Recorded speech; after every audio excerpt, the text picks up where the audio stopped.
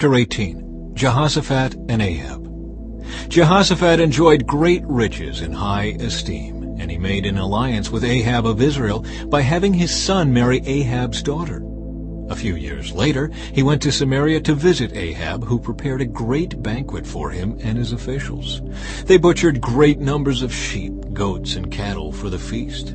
Then Ahab enticed Jehoshaphat to join forces with him to recover Ramoth-Gilead. "Will you go with me to Ramoth-Gilead?" King Ahab of Israel asked King Jehoshaphat of Judah. Jehoshaphat replied, "Why, of course, you and I are as one, and my troops are your troops. We will certainly join you in battle." Then Jehoshaphat added, "But first, let's find out what the Lord says." So the king of Israel summoned the prophets, 400 of them, and asked them, "Should we go to war against Ramoth-Gilead, or should I hold back?" They all replied, "Yes, go right ahead. God will give the king victory." But Jehoshaphat asked, "Is there not also a prophet of the Lord here? We should ask him the same question."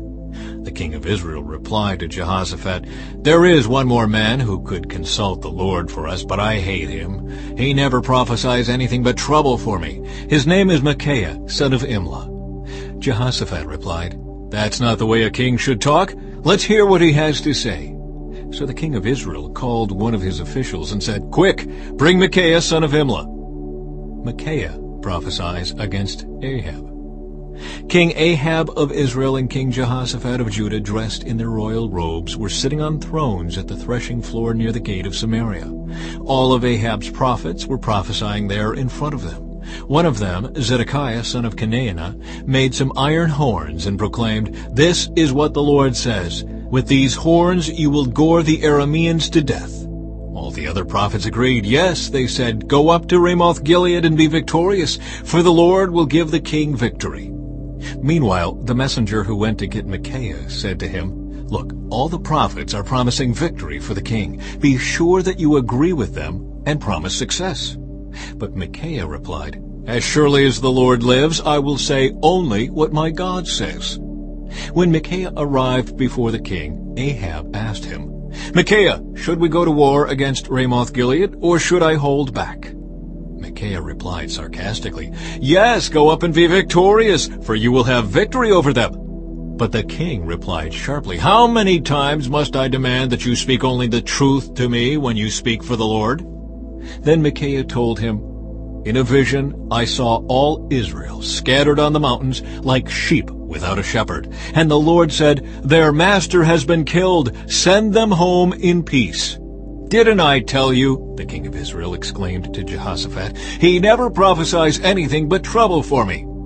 Then Micaiah continued, "Listen to what the Lord says. I saw the Lord sitting on his throne with all the armies of heaven around him, on his right and on his left. And the Lord said, 'Who can entice King Ahab of Israel to go into battle against Ramoth-Gilead so he can be killed?'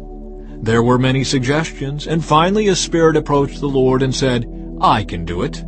'How will you do this?' the Lord asked. And the Spirit replied, 'I will go out and inspire all of Ahab's prophets to speak lies.' 'You will succeed,' said the Lord. 'Go ahead and do it.' So you see, the Lord has put a lying spirit in the mouths of your prophets, for the Lord has pronounced your doom." Then Zedekiah, son of Chenaanah, walked up to Micaiah and slapped him across the face. "Since when did the Spirit of the Lord leave me to speak to you?" he demanded. And Micaiah replied, "You will find out soon enough when you are trying to hide in some secret room." "Arrest him," the king of Israel ordered. "Take him back to Amon, the governor of the city, and to my son Joash. Give them this order from the king. Put this man in prison and feed him nothing but bread and water until I return safely from the battle." But Micaiah replied, "If you return safely, it will mean that the Lord has not spoken through me." Then he added to those standing around, "Everyone, mark my words." The death of Ahab. So King Ahab of Israel and King Jehoshaphat of Judah led their armies against Ramoth-Gilead. The king of Israel said to Jehoshaphat, "As we go into battle, I will disguise myself so no one will recognize me, but you wear your royal robes." So the king of Israel disguised himself, and they went into battle.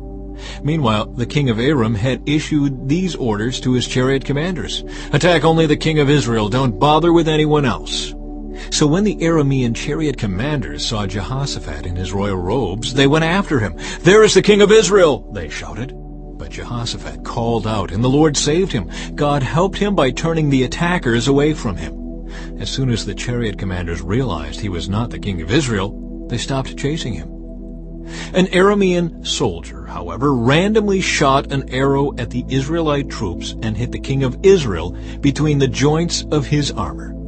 "Turn the horses and get me out of here," Ahab groaned to the driver of the chariot. "I'm badly wounded." The battle raged all that day, and the king of Israel propped himself up in his chariot facing the Arameans. In the evening, just as the sun was setting, he died.